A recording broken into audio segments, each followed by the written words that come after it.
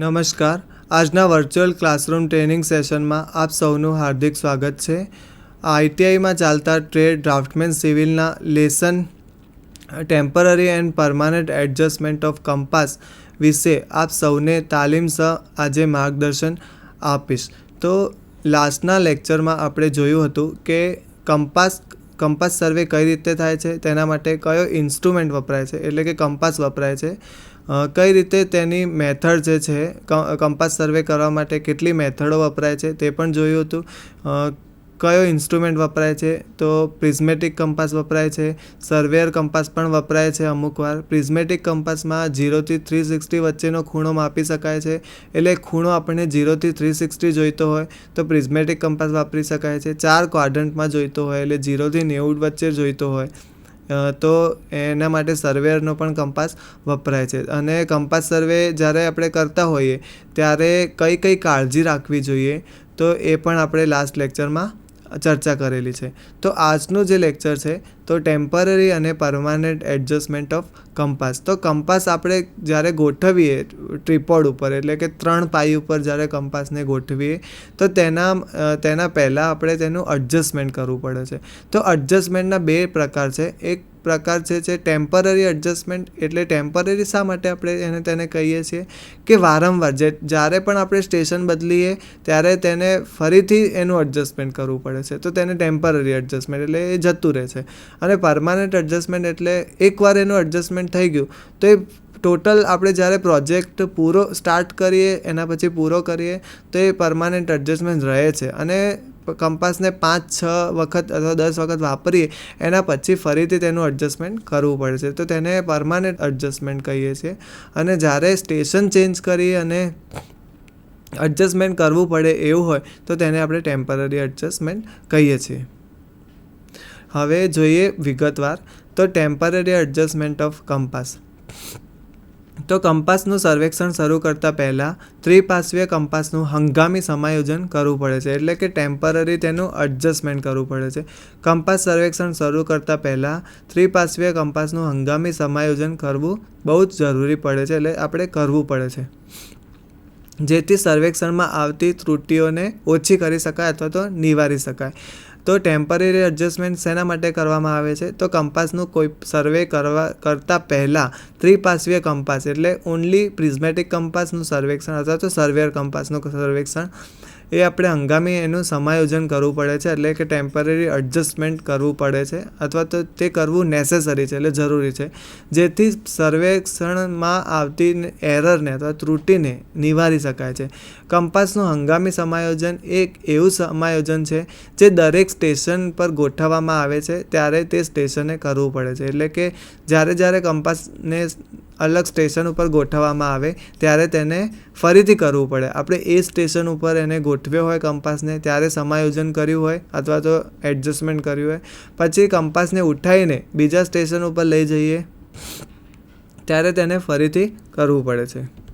હવે આપણે કહીએ છીએ કે ટેમ્પરરી એડજસ્ટમેન્ટ કર્યું, પણ એમાં કઈ પ્રોસેસ કરવામાં આવે છે તે વિશે જોઈએ. તો હંગામી સમાયોજન અથવા તો ટેમ્પરરી એડજસ્ટમેન્ટ છે એ 3 ભાગમાં કરવામાં આવે છે. તો એનું ફર્સ્ટ જે છે કેન્દ્રીકરણ અથવા તો સેન્ટરિંગ, આપણે ઇંગ્લિશમાં કહીએ એને સેન્ટરિંગ. સમતલીકરણ એને આપણે કહીએ લેવલિંગ. અને થર્ડ જે છે ફોકસિંગ. તો આપણે ફર્સ્ટ શું કરીએ છીએ, કેન્દ્રીકરણ કરીએ છીએ, એના પછી આપણે સમતલીકરણ કરીએ છીએ અને ત્રીજું જે છે એ આપણે ફોકસિંગ કરીએ છીએ. તો કેન્દ્રીકરણમાં આપણે શું કરીશું, તો કંપાસ જે છે એને નીચે એક સ્ટેશન મારેલું હોય અથવા તો પેગ મારેલું હોય અથવા તો એક માર્કિંગ કરેલું હોય, એ પોઈન્ટ છે, બી પોઈન્ટ છે, સી પોઈન્ટ છે કે ડી પોઈન્ટ છે કે ઈ પોઈન્ટ છે, તો એ માર્કિંગનું જે સેન્ટર છે, એક્ઝેક્ટ સેન્ટર, એ કંપાસનું સેન્ટર આવવું જોઈએ. બરાબર છે, તો એને આપણે કેન્દ્રીકરણ કહીએ છીએ. શું કહે છે એની વ્યાખ્યા આપણે જોઈએ. કંપાસને બરાબર તેના સ્ટેશન ઉપર ગોઠવવાની પ્રક્રિયાને કેન્દ્રીકરણ કહે છે. તો કંપાસને એક્ઝેક્ટ તેના સેન્ટર ઉપર ગોઠવીએ તો તે ક્રિયાને કેન્દ્રીકરણ કહે છે. તો જે એનું પોઈન્ટ છે જે પેગનો સેન્ટર છે એ અને કંપાસનું સેન્ટર જેના ઉપર નીડલ ગોઠવેલી છે એ એક જ લાઇનમાં આવી જોઈએ, એ બંનેનું વર્ટિકલ લાઇન સેમ થવી જોઈએ, તો આપણે તેને કેન્દ્રીકરણ કહીએ છીએ. કંપાસના એ આપણે કઈ રીતે કરીશું? તો કંપાસના નીચે ઓળંબો લટકાવી અથવા તો કંપાસની નીચે એક નાની કાંકરી એના કંપાસના તળિયેથી ફેંકી અથવા તો મુક્ત રીતે તેને પડવા દઈ કંપાસનું કેન્દ્રીકરણ કરીએ છીએ, બરાબર. તો કંપાસની નીચે ઓળંબો લટકાવીએ, બરાબર. તો ઓળંબાનું જે સેન્ટર જે છે એ નીચે સ્ટેશન ઉપર ટચ થાય, બરાબર. સ્ટેશન ઉપર એને ટચ થાય અથવા તો નીચે કાંકરી ફેંકીએ તો કાંકરી સ્ટેશન ઉપર ટચ થાય તો આપણું સેન્ટરિંગ બરાબર છે, એટલે આપણું કેન્દ્રીકરણ બરાબર છે. તો જરૂર જણાય ત્યારે કંપાસની ગોળીના જે પાયા છે તેને આગળ પાછળ કે ડાબા જમણે બાજુ ખસેડવામાં આવે છે, જેથી ઓળંબો કે કાંકરી નીચે જમીનમાં ખોડેલા સ્ટેશનના પેગ ઉપર પડે છે. તો આપણે આ કરીશું કઈ રીતે? સ્ટેશન એક્ઝેક્ટ સેન્ટર એનું જે સેન્ટર, સ્ટેશનનું સેન્ટર અને કંપાસનું સેન્ટર એક્ઝેક્ટ એક લાઇનમાં આવશે કઈ રીતે? તો એના કંપાસના નીચે આપણે ઓળંબો એક લટકાવીએ અથવા તો પ્લમ બોબ લટકાવીએ અને નીચે ધીરે ધીરે દોરી છોડતા જઈએ તો ઓળંબાનું જે સેન્ટર છે એ અને સ્ટેશનનો જે સેન્ટર છે એ એક લાઇનમાં મેચ થવું જોઈએ. એ કઈ રીતે સેટ થશે? તો આપણે ટ્રીપોડ જે છે એના ત્રણેય પાયાને ડાબી બાજુ ખસેડતા જવાના, જમણી બાજુ ખસેડવાના. એવી રીતે 2 પાયાને ખસેડવાના અને 1 પાયાને ખસેડવાનો નહીં. એના પછી 2 પાયાને સ્ટેશનરી રાખવાના એટલે એને નહીં ખસેડવાના, ત્રીજા પાયાને ખસેડવાના. એવી રીતે 3-4 વાર જ્યારે કરતા જશો ત્યારે એનું સેન્ટરિંગ આવતું જશે, બરાબર. એકવાર સેન્ટરિંગ થઈ જાય એના પછી એ સેન્ટરિંગને હલાવવું નહીં અને એના 3 જે પાયા છે 3 ટ્રીપોડના પાયા, એને આપણો પગ કે હાથ અડવો જોઈએ નહીં. અને એક બીજી મેથડ છે, સપોઝ કે આપણા પાસે પ્લમ બોબ નથી તો કંપાસના નીચે સેન્ટરમાં એક કાંકરી આપણે પકડવાની અને કાંકરીને છૂટી ફેંકવાની અને એ કાંકરી જો સ્ટેશનના પેગ ઉપર અથડાઈ જાય તો સેન્ટરિંગ આપણું ઓકે છે. અધરવાઇઝ શું કરતા જવાના? ફરીથી એ જ પ્રોસેસ કરવાની છે. ટ્રીપોડના બે લેગને હલાવવાના અને ત્રીજા લેગને હલાવવાનું નહીં અને એવી રીતે કરીને ડાબે જમણે અથવા તો ઉપર નીચે ખસેડતા જવાનું અને સેન્ટરિંગ કરતા જવાનું. તો આપણે પહેલું જે મેથડ છે એ કેન્દ્રીકરણ અથવા તો સેન્ટરિંગ કહીએ છીએ. તો સેન્ટરિંગ આપણે એ રીતે કરીએ છીએ. હવે બીજું છે સમતલીકરણ અથવા તો લેવલિંગ. લેવલિંગ આપણે કઈ રીતે કરીશું? તો કંપાસનું કેન્દ્રીકરણ થયા પછી ગોળીના મથાળે એક બોલ અને સોકેટ ટાઈપની વ્યવસ્થા હશે. તો કંપાસનું જે કેન્દ્રીકરણ જે છે એના થઈ ગયા પછી ગોળીના મથાળે રાખેલા બોલ અને સોકેટ વ્યવસ્થાને ઢીલી કરી, એટલે કે એને થોડી એનો સ્ક્રૂ ખોલી ને ડબ્બીને એવી રીતે ગોઠવવામાં આવે છે જેથી અંકિત રિંગ છે, જે એલ્યુમિનિયમ રિંગ છે, એ આસાનીથી મુક્ત રીતે ફરી શકે. તો કંપાસનું કેન્દ્રીકરણ થઈ ગયા પછી ઘોડીના મથાળે રાખેલા બોલ અને સોકેટની વ્યવસ્થાને થોડું ઢીલી કરી ડબ્બીને એવી રીતે ગોઠવવામાં આવે છે કે જેથી અંકિત રિંગ ડબ્બીમાં મુક્ત રીતે હરીફરી શકે. અને આ રીતે કંપાસને ક્ષૈતિજ તલમાં લાવવાની પ્રક્રિયાને કંપાસનું સમતલીકરણ કહે છે. આપણે જેમ કહીએ કે એક લેકનું પાણી અથવા તો એક શાંત લેક હોય, બરાબર. તો એ લેકનું પાણી જે છે એ એકદમ લેવલમાં હોય, બરાબર. એના ઉપરના પોઈન્ટનું આપણે લેવલિંગ લઈશું તો એક જ લેવલમાં હશે એ પાણી, બરાબર. એકદમ શાંત હોવું જોઈએ, એની અંદર કોઈ પણ જાતની હલનચલન હોવી જોઈએ નહીં. તો આપણે કંપાસ જે છે એની ઉપરનો જે કાચ છે એ એકદમ લેવલમાં હોવો જોઈએ. આપણે એની નીચે આંખથી જોઈએ તો એકદમ લેવલમાં હોવો જોઈએ. એ આપણે કઈ રીતે જોઈશું? તો એના જે કાચ છે એમાં 3 વાર પેન મૂકી જોવાની. પેન તમારી ગોળ હોવી જોઈએ. એ 3 અલગ અલગ ડિરેક્શનમાં મૂકવાની અને પેન જો ગગડીને અને નીચે પડી જાય તો લેવલમાં નથી. અને પેન જો સ્ટેશનરી ત્યાં ને ત્યાં પડી રહે, 3 ગોળ પેન હોવી જોઈએ, ત્રિકોણ આકારની પેન કે પેન્સિલ ના હોવી જોઈએ. તો એને 3 અલગ અલગ દિશાઓમાં મૂકી જોવાની એ કાચ ઉપર. જો એ પેન ગગડે, પેન કે પેન્સિલ, તો એ લેવલમાં છે નહીં. જો લેવલમાં હશે તો એ પેન ત્યાં સ્ટેશનરી રહેશે. એટલે જો એ પેન ત્યાં રહી, બરાબર, તો એ લેવલમાં છે કંપાસ. અને જો લેવલમાં નથી તો પેન ગગડી જશે. અથવા બીજી મેથડ શું છે કે આપણે આંખથી જ જોઈ લેવાનું કે કંપાસનું ઉપરનું જે ઢાંકણું છે, ઉપરનો કાચ છે, એ એકદમ લેવલમાં હોવો જોઈએ. તો આપણે ફર્સ્ટ મેથડ જોઈએ કેન્દ્રીકરણ, સેન્ટરિંગ, અને બીજી મેથડ જોઈએ આપણે લેવલિંગ. હવે આપણે ત્રીજી મેથડ જોઈએ. તો ત્રીજી મેથડ છે આપણે ફોકસિંગ. અંકિત રિંગ ઉપરના અંકો ચોખ્ખા દેખાય અને મોટા દેખાય. અંકિત રિંગ જે છે આપણે જોયું, કંપાસ જોયો છે, બરાબર છે. તો કંપાસનો જે એલ્યુમિનિયમ રિંગ ઉપર એકદમ નાના નાના કાપા લખેલા છે. તો અંકિત રિંગની ઉપરના અંકો ચોખ્ખા અને થોડા મોટા દેખાય, મેગ્નિફાઈન દેખાય. એટલા માટે તો આપણને પ્રિઝમ આપ્યો છે, મેગ્નિફાઈન દેખાય એટલા માટે. ત્યાં સુધી તેને ફોકસિંગ સ્ટડની મદદથી પ્રિઝમને ઊંચો નીચો કરવામાં આવે છે. અંકિત રિંગ ઉપરના અંકો મોટા દેખાય, ચોખ્ખા દેખાય ત્યાર સુધી ફોકસિંગ સ્ટડની ઉપર આવેલો પ્રિઝમને ઊંચો કાં તો નીચો કરવામાં આવે છે, જેને આપણે ફોકસિંગ કહીએ છીએ. અને ફોકસિંગ કર્યા પછી આપણે પ્રિઝમમાં જોઈએ કોઈ પણ અંક તો એ મોટો મેગ્નિફાઈન દેખાવો જોઈએ. હવે ત્રિપાર્શ્વીય કંપાસ જે પ્રિઝમેટિક કંપાસ જે છે એનું આપણે ટેમ્પરરી એડજસ્ટમેન્ટ જોયું, બરાબર છે. ટેમ્પરરી એડજસ્ટમેન્ટમાં પહેલી મેથડ છે કેન્દ્રીકરણ અથવા સેન્ટરિંગ, બીજી મેથડ છે આપણે લેવલિંગ અને ત્રીજી મેથડ છે ફોકસિંગ. હવે પરમાનન્ટ એડજસ્ટમેન્ટમાં આપણે જોઈએ તો ત્રિપાર્શ્વીય કંપાસનું કાયમી સમાયોજન કરવું હોય, કાયમી એડજસ્ટમેન્ટ કરવું હોય તો તેના જે તબક્કા છે એની મેથડો નીચે મુજબ છે. દર્શન વેદિકાનું સમાયોજન, જે આપણે દર્શન વેદિકા છે ઓબ્જેક્ટ વેન, એનું સમાયોજન, એનું એડજસ્ટમેન્ટ કરીશું. પછી ચુંબકીય સોયનું સમાયોજન એટલે ચુંબકીય સોયનું એડજસ્ટમેન્ટ, અને ચુંબકીય સોય જેના ઉપર ટકેલી છે એટલે કિલક, એ કિલકનું સમાયોજન કરીશું. તો ફર્સ્ટ પહેલાં જોઈએ એડજસ્ટમેન્ટ ઓફ ઓબ્જેક્ટ વેન. અહીંયા આગળ દર્શન વેદિકાનું સમાયોજન ફર્સ્ટ ઓફ ઓલ કરીશું. તો કંપાસનું સમતલીકરણ કર્યા પછી એટલે કંપાસનું લેવલિંગ કર્યા પછી તેની દર્શન વેદિકા ઉધ્વ સમતલમાં હોવી જોઈએ.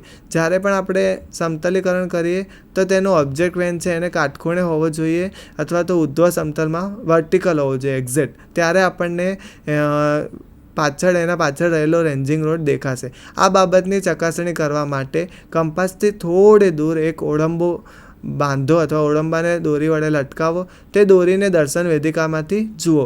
દર્શન વેદિકામાં રહેલો ગોળાનો વાળ અથવા તો તાર એ ઓળંબાની દોરીને એકબીજાને સમાંતર આવી જવા જોઈએ. તો ઓળંબાની દોરી અને જે આ તાર છે ઓબ્જેક્ટ વેનમાં, જે ગોળાનો વાળ અથવા તો એક તાર લગાવેલો હોય એ ઓળંબાની દોરી એકબીજાને સમાંતર આવવા જોઈએ. જો ન આવે તો તેનું એડજસ્ટમેન્ટ કરવું પડે છે. તો જો ન આવે, દર્શન વેદિકાનો તાર અને ઓળંબાની દોરી એકાકાર ન થાય, એ એકદમ સમાંતર ન આવે તો આપણે શું કરીશું? તો દર્શન વેદિકાના તળિયાને એક બાજુ કાનસથી ઘસી અને સમતલ કરીશું. એટલે કે જે ઓબ્જેક્ટ વેન છે એને એક બાજુ કાનસથી ઘસી નાખીશું અથવા તો કાગળનું એક પેકિંગ ભરાઈશું. તો એ સમતલ એકદમ ખૂણામાં આવી જશે એટલે વર્ટિકલ આવી જશે.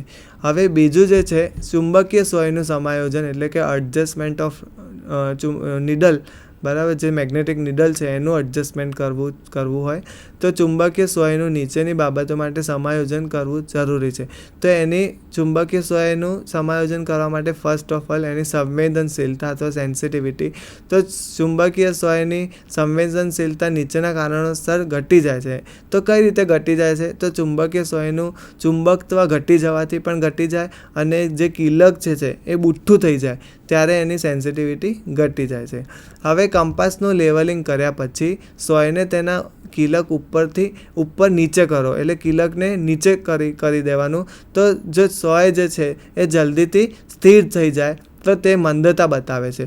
જો લેવલિંગ કર્યા પછી સોયને તેના કિલક ઉપરથી નીચે કરો તો સોય એ જલ્દીથી સ્થિર થાય તો તે મંદતા દર્શાવે છે, એટલે એની સેન્સિટિવિટી ઘટી ગઈ છે. તો સોયની મંદતા દૂર કરવા માટે શું કરવું પડે? તો કિલકને કાનસથી ઘસી અને અણીદાર બનાવો અથવા સોયને મેગ્નેટથી ચુંબકત્વ આપો, બરાબર છે. તો કિલકને ઝીણી કાનસથી ઘસી અને અણીદાર બનાવો અથવા તો જે સોય જે છે એનું ચુંબકત્વ આપો, બરાબર. એટલે સોયની સેન્સિટિવિટી આપણે વધારી શકીશું, બરાબર છે. બીજું જે છે સોયનું સમતોલન અથવા તો બેલેન્સિંગ ઓફ ધ નીડલનું બેલેન્સિંગ કઈ રીતે કરવાનું છે? તો કંપાસનું લેવલિંગ કરી સોયને તેના કિલક ઉપર નીચે લાવો. એટલે લેવલિંગ કર્યા પછી તેના કિલક ઉપર કંપાસને નીચે લાવવાનું. આ વખતે સોય એ ક્ષૈતિજ સમતલમાં રહેવી જોઈએ. એટલે કે જે સોય જે છે એ એકદમ હોરિઝોન્ટલ પ્લેનમાં આવી જોઈએ. જો હોરિઝોન્ટલ પ્લેનમાં એ ન આવે તો એનો મતલબ જે છે તમારે નીડલ જે છે એનું બેલેન્સિંગ કરવું પડશે. તો હવે થર્ડ, એનું બેલેન્સિંગ કર્યા પછી સોયને ઉધ્વ સમતલમાં સીધી કરવી એટલે સ્ટ્રેટનિંગ ધ નીડલ વર્ટિકલી. તો સોય ઉધ્વ સમતલમાં વાંકી ચૂકી હોય, આમ સોય વાંકી ચૂકી હોય તો ન ચાલે. તો સોયને ઉધ્વ સમતલમાં વાંકી ચૂકી હોય તો તેને બહાર કાઢી અને સીધી કરવી. ચોથું જે છે, સોયને ક્ષૈતિજ સમતલમાં સીધી કરવી. Straightening the needle horizontally. સોય સીધી છે કે નહીં અથવા ખીલ્લી કેન્દ્રમાં છે કે નહીં તે બરાબર ચકાસવું જોઈએ. આ ચકાસણી સોયના બંને છેડાના વાંચનાંકો લઈ અને બંને છેડાના વાંચનાંકનો તફાવત 180 થવો જોઈએ. શું કહે છે? સોયને સીધી છે કે નહીં, તે ખીલ્લી કેન્દ્રમાં છે કે નહીં તે ચકાસવું જોઈએ. અને આ ચકાસણી કઈ રીતે કરશો? તો બંને છેડાના વાંચનાંકો લઈ અને તે વાંચનાંકોનો તફાવત 180 થવો જોઈએ. જો આ તફાવત 180 ન થાય તો જુદા જુદા સ્થાન પરના સોયના બંને છેડે વાંચનાંક લેવાથી તેમનો તફાવત અચળ રહે તો ખીલ્લી કેન્દ્રમાં છે એમ કહેવાય, પરંતુ સોય તે સીધી નથી. વાંકી ચૂકી સોયને સુધારવા માટે જે બાજુ સોય વાંકી હોય તેના વિરુદ્ધ દિશામાં તેને વાળવી જોઈએ, અને વિરુદ્ધ દિશામાં વાળશો એટલે સોય સીધી થઈ જશે. કિલકનું સમાયોજન એટલે એડજસ્ટમેન્ટ ઓફ પીવોટ. ત્રીજું જે છે કિલકનું સમાયોજન, તો એડજસ્ટમેન્ટ ઓફ પીવોટ.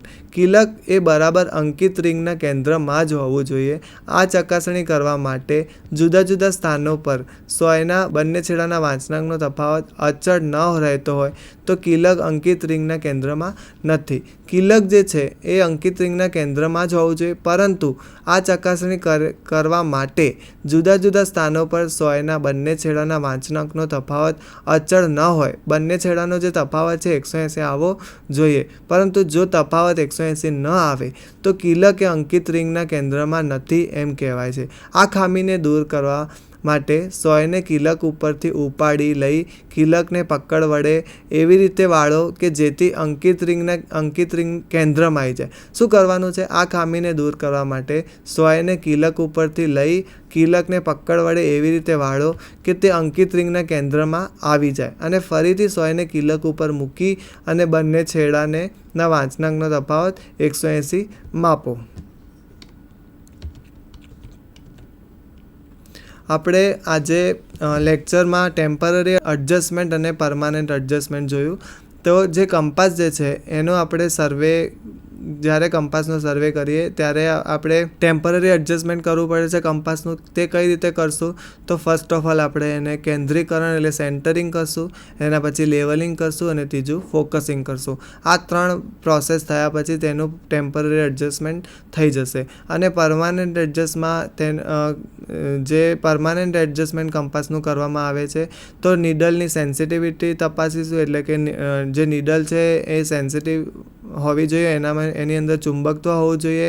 પછી ઓબ્જેક્ટ વેનનું એડજસ્ટમેન્ટ કરીશું અને ત્રીજું જે છે કિલકનું એડજસ્ટમેન્ટ કરીશું. તો ચુંબકીય સોયની નીચે જે કિલક આવેલું એનું પરમાનન્ટ એડજસ્ટમેન્ટ કરીશું.